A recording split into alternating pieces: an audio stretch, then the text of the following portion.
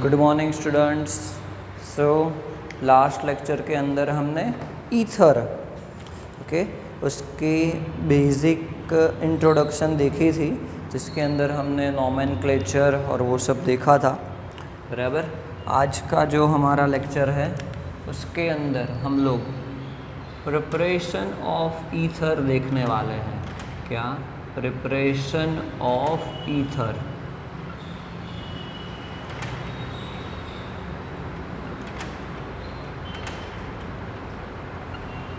Preparation of ether.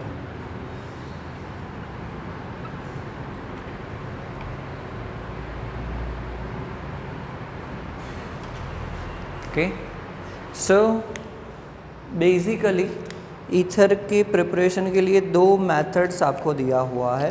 First है by dehydration of alcohols. उसके अंदर फर्स्ट है by dehydration, by dehydration of alcohols. So याद करो, अल्कोहल का डिहाइड्रेशन करते थे तो हमें अल्किन मिलता था। एक चीज़ आपको याद होनी चाहिए कि डिहाइड्रेशन प्रोसेस होता है in presence of, dehydration process होता है in presence of protic acid. Okay, and हमें उससे क्या मिलता था? उससे हमें अल्कीन मिलता था। आपको याद होना चाहिए। बराबर। तो यहाँ पे कुछ ऐसा ही है कि अल्कोहल्स अंडरगो डिहाइड्रेशन, कि अल्कोहल्स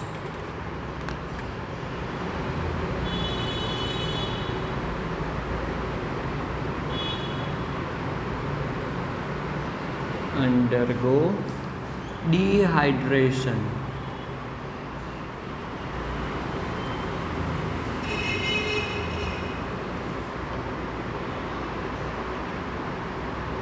in presence of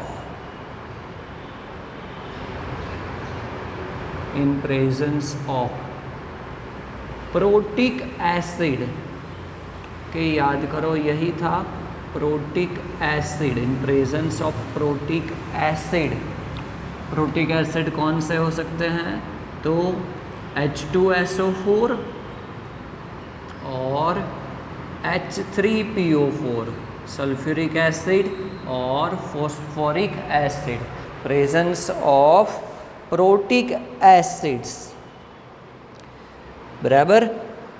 तो बेसिकली आपको ये क्या देगा कि फॉर्मेशन टू गिव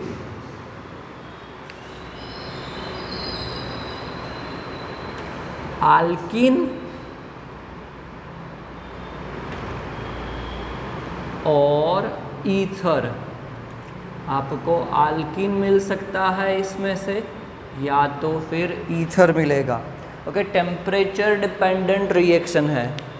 ओके, ये रिएक्शन कैसा है? Temperature dependent. यहाँ पे स्पेसिफिकली हम लोग बोल सकते हैं कि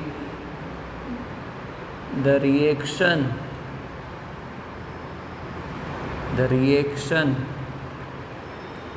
इज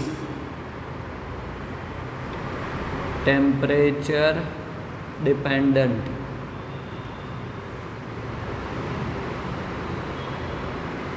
क्योंकि टेम्परेचर चेंज हो जाएगा, कैटालिस्ट तो सेम रहेगा, टेम्परेचर चेंज हो जाएगा तो प्रोडक्ट चेंज हो जाएगी। तो बहुत ही सिंपल रिएक्शन हम लोग ले रहे हैं कि 2 moles of ethanol, 2 moles of CH3 CH2OH ethanol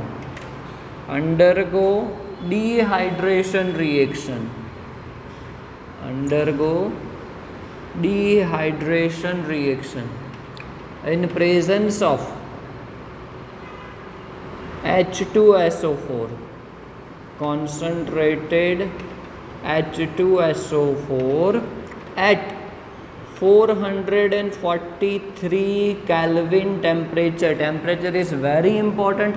याद रखना 443 Kelvin temperature. So it will give you 2 moles of alkene. इससे क्या मिलेगा आपको? alkene मिलेगा. 2 moles of alkene. ethene मिलेगा. And dehydration, that means water molecule, 2 moles of water molecule release होगा. अगर हमें ईथर बनाना है तो रिएक्शन में कैटालिस्ट चेंज नहीं करना है कि यहाँ पे हम लोग कैटालिस्ट तो कॉन्सेंट्रेटेड H2SO4 ही रखेंगे, बट टेम्परेचर चेंज कर देंगे कि ईथर आपको लोअर टेम्परेचर पे मिलेगा, 413 केल्विन टेम्परेचर. ओके, तो आपको ईथर मिलता है CH3 CH2O CH2 CH3 plus H2O. Okay, क्या मिलता है? इथॉक्सी इथेन, इथॉक्सी इथेन मिलेगा. कि तो बेसिकली टेम्परेचर डिपेंडेंट रिएक्शन होने की वजह से टेम्परेचर चेंज हो गया तो क्या हो जाएगा? आपको ईथर मिलेगा. So at lower temperature alcohol gives ether and at higher temperature alcohol gives alkene. Okay, तो बेसिकली अब इसका मैकेनिज्म देखते हैं कि मैकेनिज्म क्या हो सकता है. बराबर, हमने डिहाइड्रेशन रिएक्शन का तो मैकेनिज्म देखा था. यहाँ पे हम लोग वही चीज़ करने वाले हैं पर थोड़ा सा चेंज हो जाएगा. बराबर, यहाँ पे थोड़ा सा चेंज हो जाएगा कि अगर हम लोग स्टार्टिंग करते हैं, स्टार्टिंग तो सेम ही रहेगा कि चलो CH3 CH2 OH. Okay, oxygen has lone pair of electron and protic acid, that means proton क्या होगा? H2SO4 में से किसका यूज़ करेगा? वो H प्लस का. Okay, so what will happen? Oxygen attracts the H plus. बराबर, और वो क्या बनाएगा? यहाँ पे CH3 CH2O H2 बनाएगा. ओके, ऑक्सीजन के ऊपर कौन सा चार्ज आएगा? Positive charge. बराबर, यहाँ तक तो सेम ही था. डिहाइड्रेशन में क्या होता था कि H2O यहाँ से अलग हो जाता था. बराबर, बट यहाँ पे क्या हो रहा है कि जो दूसरा मॉलिक्यूल है कि इसकी रिएक्शन हम लोग किसके साथ करने वाले हैं? With the second molecule of alcohol, मतलब CH3 CH2 OH है. अब क्या हो रहा है कि यहाँ पे जो ऑक्सीजन है वो क्या कर रहा है कि जो अल्कोहल जो OH2 बनाया है उसके कार्बन को वो अट्रैक्ट कर रहा है. यहाँ पे वो अटैक करेगा ये वाला ऑक्सीजन. बराबर, और क्या होगा कि ये बॉन्ड ब्रेक हो जाता है OH2O. दैट मीन्स क्या रिलीज हो जाएगा? -H2O हो गया, -H2O. ओके, एंड आपको क्या मिलेगा? CH3 CH2O, उसके साथ हाइड्रोजन तो है ही, CH2 CH3 एंड ऑक्सीजन के ऊपर पॉजिटिव चार्ज आएगा। ओके, तो ये पॉजिटिव चार्ज को निकालने के लिए एंड स्टेबल होने के लिए क्या होगा, यहाँ से हाइड्रोजन रिमूव हो जाएगा। ओके, हाइड्रोजन रिमूव होगा, कैसे होगा, तो एज H प्लस वो रिमूव होगा, माइनस होगा, रिएक्शन में से H प्लस निकलेगा, जो हमारा कैटालिस्ट है वो हमें वापस मिल गया एक तरीके से। ओके, एंड आपको क्या मिलेगा, ether CH3 CH2O CH2 CH3। Okay, ये पूरा मैकेनिज्म हो गया ईथर का, बराबर। बेसिकली सिंपल रिएक्शन है, इतना डिफ़िकल्ट नहीं है समझना। ओके, तो मिस्टेक नहीं होनी चाहिए इसके अंदर। इम्पोर्टेंट टॉपिक ये है कि यहाँ पे सिर्फ कि प्राइमरी अल्काइल ग्रुप्स है तो ही हम लोग बना सकते हैं कि the method is suitable for the preparation of ether, बराबर। यहाँ पे एक चीज़ है कि this method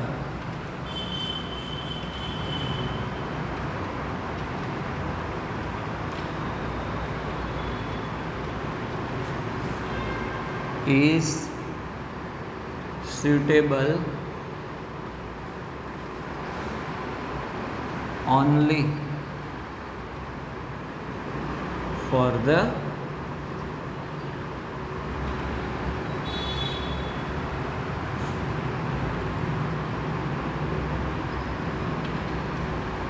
primary alkyl groups।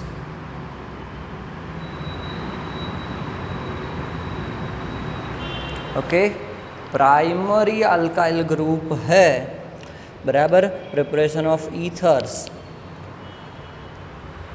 For the preparation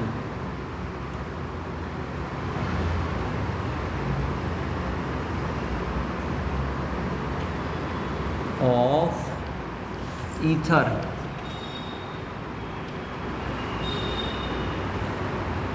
having primary alkyl groups. ऐसा क्यों है, क्योंकि यहाँ पे जो मैकेनिज्म में हमें देखने को मिल रहा है, अगर सेकेंडरी या तो फिर टर्शरी अल्काइल ग्रुप होता तो फिर उससे हमें अल्कीन मिल जाता। ओके, तो ये सिर्फ प्राइमरी अल्काइल ग्रुप्स होते हैं तो ही ये प्रिपरेशन काम आता है। ओके, चलो, तो बेसिकली आपका फर्स्ट रिएक्शन कंप्लीट हुआ bye dehydration of alcohol. Okay, bye dehydration of alcohol. Okay, तो और ये याद रखना कि ये कौन सी मैकेनिज्म है, तो ये SN2 nucleophilic substitution reaction bimolecular nucleophilic substitution reaction है। चलो सेकंड रिएक्शन देखते हैं अब, प्रिपरेशन ऑफ ईथर, उसमें है Williamson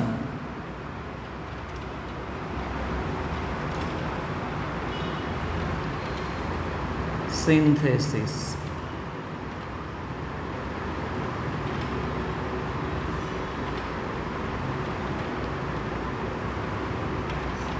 Williamson synthesis. So basically ये मेथड बहुत ही इम्पॉर्टेंट है MCQ के लिए, and it is very important for the preparation of symmetrical and unsymmetrical ethers. Okay, यहाँ पे हम लोग लिख सकते हैं कि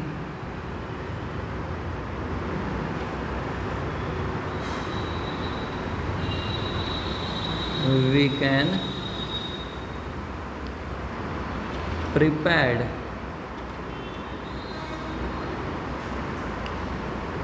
symmetrical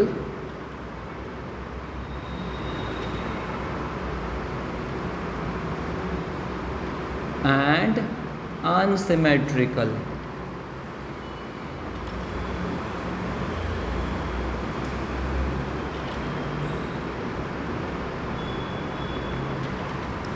ethers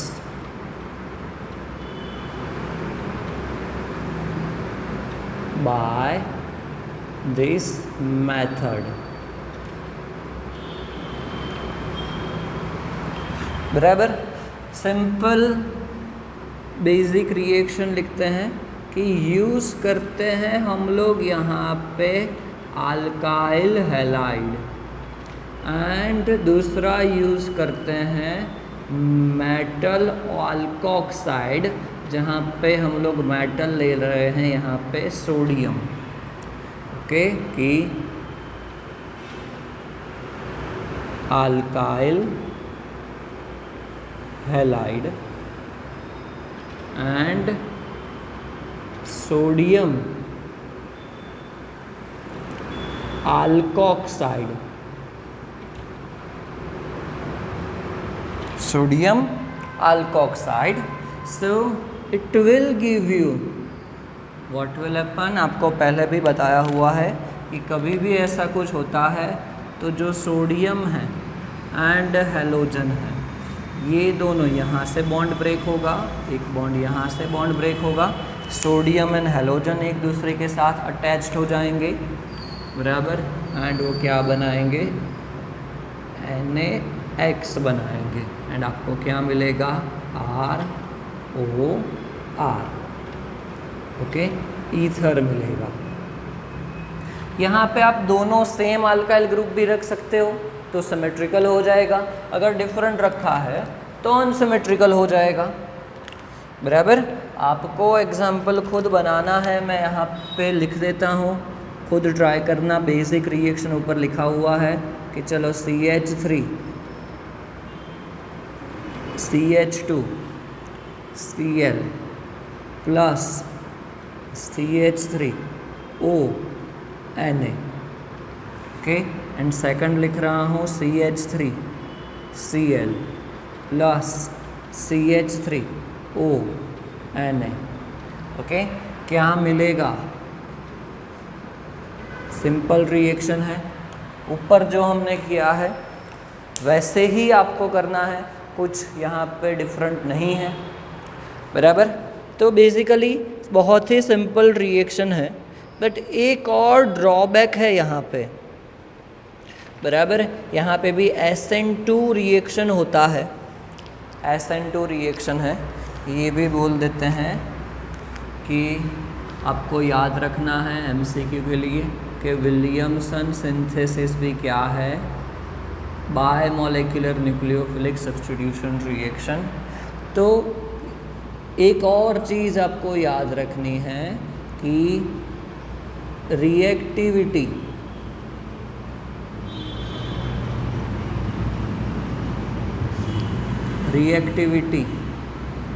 of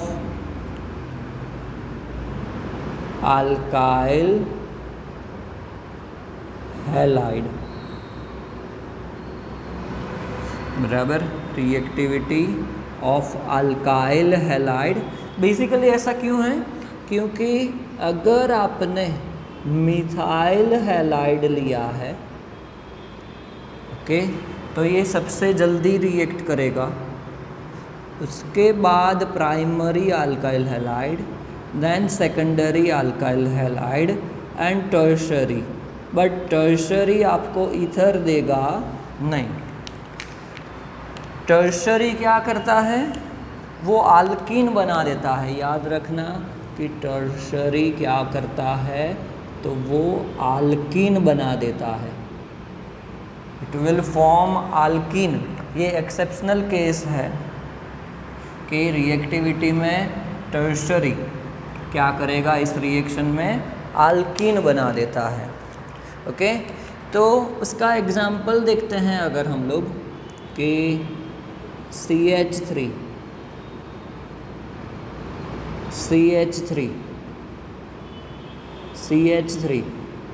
Cl plus CH3 ONA, ये क्या है आपका टर्शरी अल्काइल हैलाइड है, बराबर। तो रिएक्शन से आपको CH3 डबल बॉन्ड CH2 मिलता है प्लस NaCl मिलता है एंड अल्कोहल CH3OH मिलता है। ओके, एक्चुअली क्या होगा कि क्लोरीन एंड सोडियम, सबसे पहले बॉन्ड यहाँ से ब्रेक होगा तो टर्शरी कार्बोकैटायन बनेगा, बराबर। सोडियम एंड Cl वो NaCl बना देंगे। फिर टर्शरी कार्बोकैटायन खुद स्टेबल होने के लिए अल्कीन बना देगा एंड हाइड्रोजन जो रिमूव करेगा वो अटैच्ड हो जाएगा ऑक्सीजन के साथ, बराबर। तो आपको अल्कोहल मिलेगा। सो ये एक्सेप्शनल केस है जो आपको याद रखना है कि ईथर आपको दिया है, सॉरी टर्शरी अल्काइल हैलाइड है, तो वो क्या बनाएगा, वो बनाएगा बेसिकली यहाँ पे अल्कीन। ओके, एक और रिएक्टिविटी ऑर्डर आपको याद रखना है, बराबर। वो हम लोग बाद में करेंगे बेसिकली नेक्स्ट टॉपिक के अंदर, इसी का है ऑलमोस्ट बोल सकते हैं। तो सेम वे हम लोग यहाँ पे एक और चीज़ कर सकते हैं कि यहाँ पे ईथर अगर हमें बनाना है तो हम लोग फिनॉल का यूज़ भी कर सकते हैं, बराबर। इसके बाद इसी मेथड में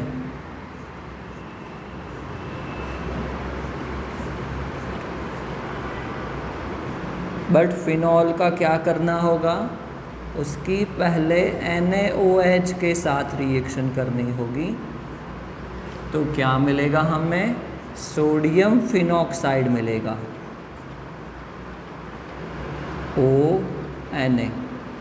एंड सोडियम फिनॉक्साइड की रिएक्शन अगर हम लोग कोई भी अल्काइल हैलाइड के साथ करते हैं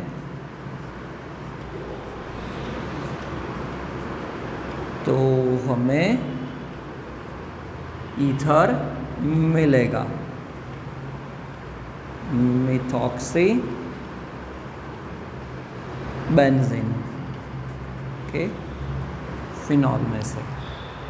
ओके, ये एक रिएक्शन भी है जिससे हम बना सकते हैं क्या, ईथर। ओके, सो यहाँ पे आपकी प्रिपरेशन ऑफ ईथर कंप्लीट हुआ। नेक्स्ट लेक्चर में हम लोग केमिकल प्रॉपर्टीज़ ऑफ ईथर से स्टार्ट करेंगे।